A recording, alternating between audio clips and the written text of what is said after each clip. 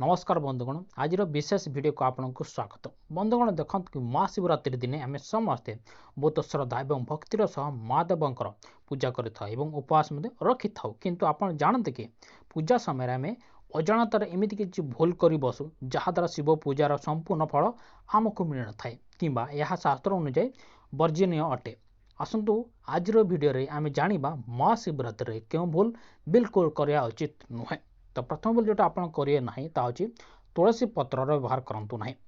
देखते कि अन्य देवादेवी पूजा बेड़े आप तुलसी अंत्यत पवित्र होता है किंतु शिव पुराण अनुजाई शिवलिंग उपर के भी तुलसी पत्र चढ़ावा उचित नुहे। यह निषेध कर बेलपत्र व्यवहार करूँ किंतु तुलसी पत्र नुह। द्वितीय भूल जोटा आप करेंगे ना कि सिंदूर लगातु ना। देखते कि महादेव होती सर्वश्रेष्ठ बैरागी सिंदूर सौभाग्यर प्रतीक अटे तेणु शिवलिंग उपर के भी सिंदूर अर्पण कराए ना। या बदल आप श्वेत चंदन कि भास्कर लेप दे पारे जहाँ बहुत भल रहा तेणुक आप सिंदूर भूल भी लगेबे ना।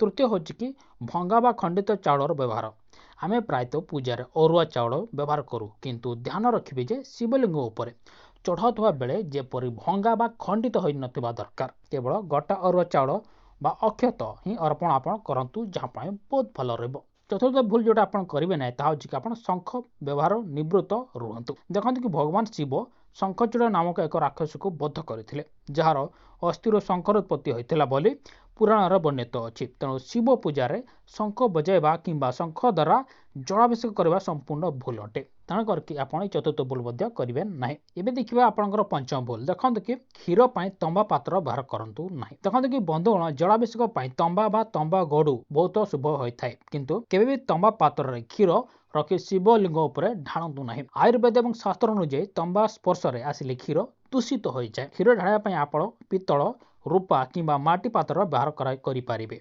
बुझिपारे ना। तो षष्ठ भूल जोटा आप करेंगे ना कि शिवलिंग उपर संपूर्ण परिक्रमा न करवा। देखते कि पूजा पर आम मंदिर परिक्रमा करूँ किंतु ध्यान देवे शिवलिंग उपर केवे संपूर्ण परिक्रमा कराए ना केवल अर्ध परिक्रमा कराए कारण जो बाट दे जल निष्कासन जलाधारी होता है ताकू डेइबा बा लंघिबा अशुभ माना जाए तेणुक आप महाशिवरात्रि दिन यही जो 6टी भूल गुड़ा आप ध्यान देकी करेंगे ना ना आपंकर मनस्कामना पूरण हम ना। तो बंधुगण रोचे नमस्कार।